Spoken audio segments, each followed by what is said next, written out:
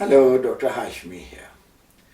This video is a part of my series ADHD Throughout Life recordings. This video is about secondary school children. Now this part is the most sensitive in life of an individual with attention deficit and hyperactivity. When children are in primary school, there is always additional support available. Parents are more sensitive towards needs.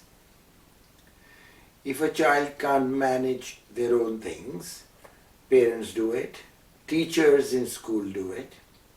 But the moment a child, as an adolescent, steps in the secondary school, which is a larger building, more complex studies ahead with large number of teachers, things change quite quickly.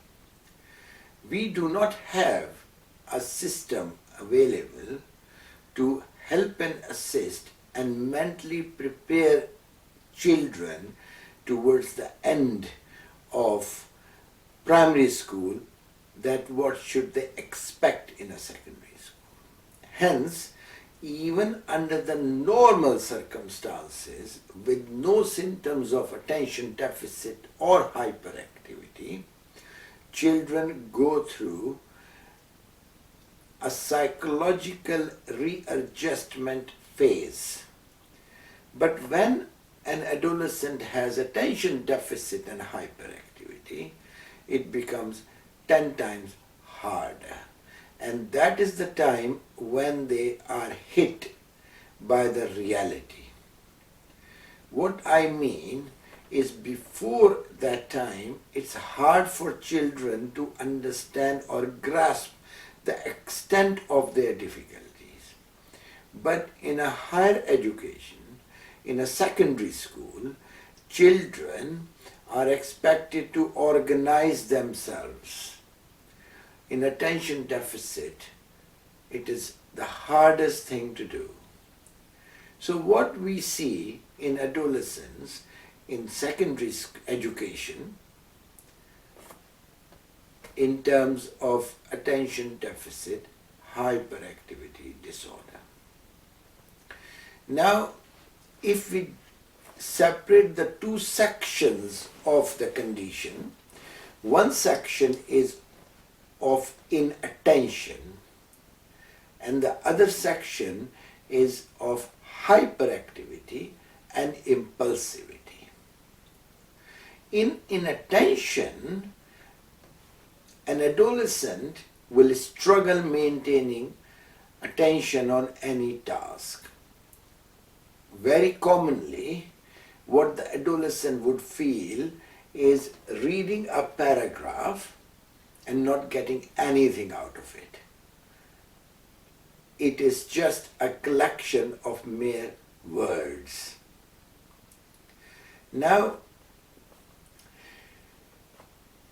before secondary education, in primary education basically, the learning is focused on visual experiences, and attention deficit children are excellent in their visual learning. In secondary education, learning moves to conceptual learning. You have to acquire a concept before taking the next step into any subject.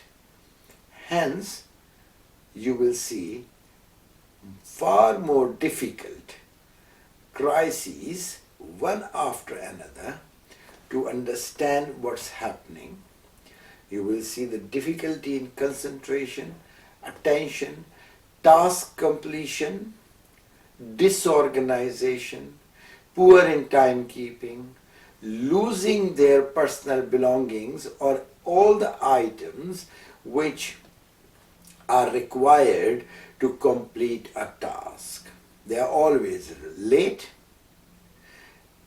and always missing the personal belongings whilst working on any project. I have recorded the video on auditory processing delay or disorder.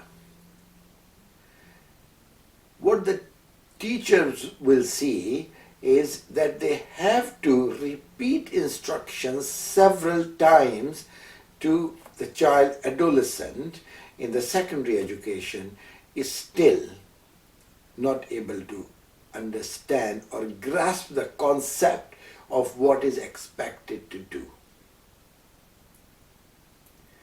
Now, the hyperactivity aspect, which will bring fidgetiness, always movement.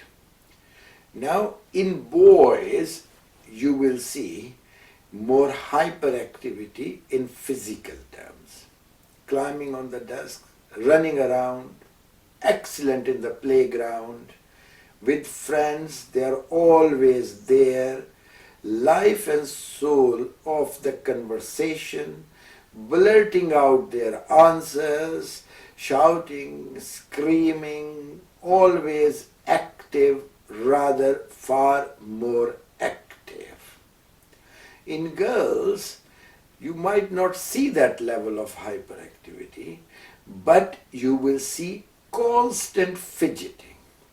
Now, boys' fidgeting is more obvious. Girls' fidgeting will be less obvious and lot of times mistakenly seen as part of mannerism. Playing with the earring, hairband on their wrist, keep on playing it, any ring on any of the fingers, doodling, very, very common, that they continue to doodle on the sheet of paper. What you see common in boys and girls is unable to comprehend the instructions quickly. You have to repeat it. Attention deficit aspect is almost similar. Hyperactivity aspect in boys, more obvious, jumping around, running around, shouting, screaming.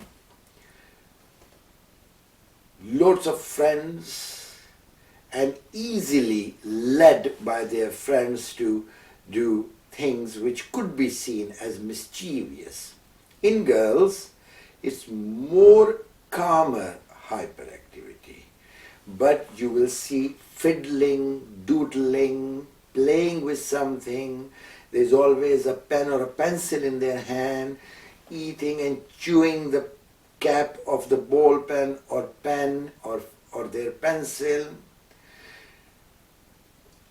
Unable to grasp the concepts of the information given to them. The questions have to be repeated. Always blurt out their answers, sometimes say inappropriate things out of the context which might be seen as negative comments in a class situation. Now, all these things are evident of attention deficit and hyperactivity and require attention. These things can cause a lot of inconvenience for the student, him or herself, to progress in their studies, knowing the fact that this lot is very intelligent. On the other hand, they are branded as non-listeners, naughty, with lot of detentions and lot of time outs from the class, always told off by the teachers or some of the teachers. And if you look at from the adolescent's point of view, they know nothing else except who they are and the way they see things.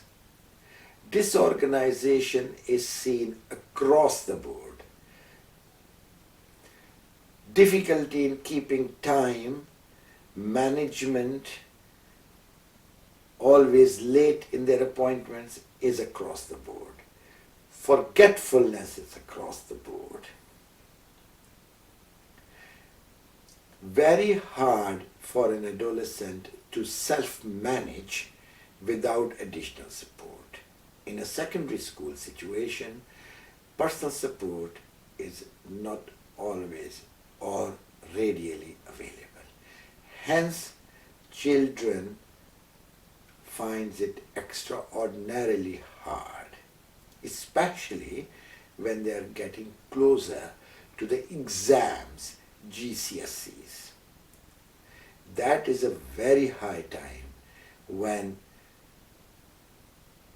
children confide in their parents, children develop depression or anxiety as a coexisting disorder, and parents realize that there is something wrong. Keep an eye on these symptoms, understand them, and once established with the diagnosis, ADHD is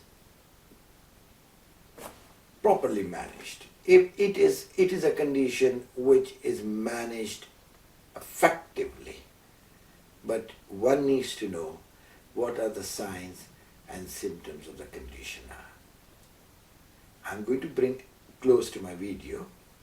Next video is on the association of depression and anxiety in ADHD children and adolescents. Thank you very much. You have woken up after a bad night. You are feeling desperate and depressed. You don't want to leave your bed. You just cannot see the day. What to do? How to start your day? Now I will give you 3 things to do which will make you to start your day.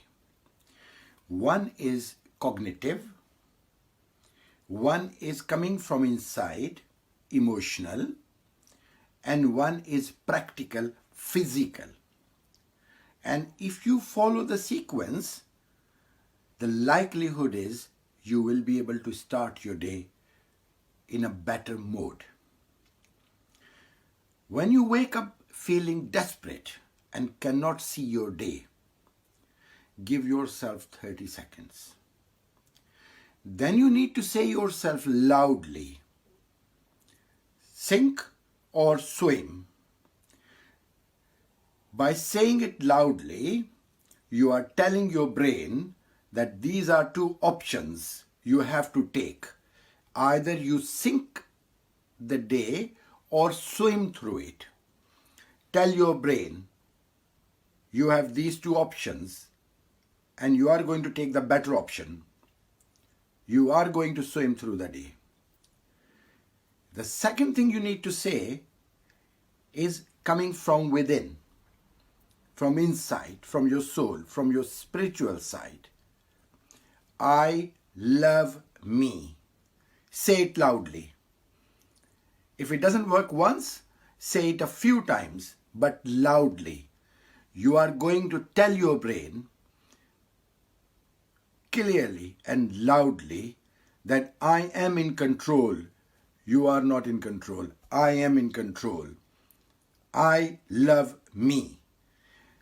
Once you finish saying this, don't give your brain any chance to think and induce negative thoughts in you. The practical thing you need to do, the physical side of it is, then get the duvet out and get yourself out of the bed quickly. Don't give your brain chance to induce any more negativism. You are in control, not your brain.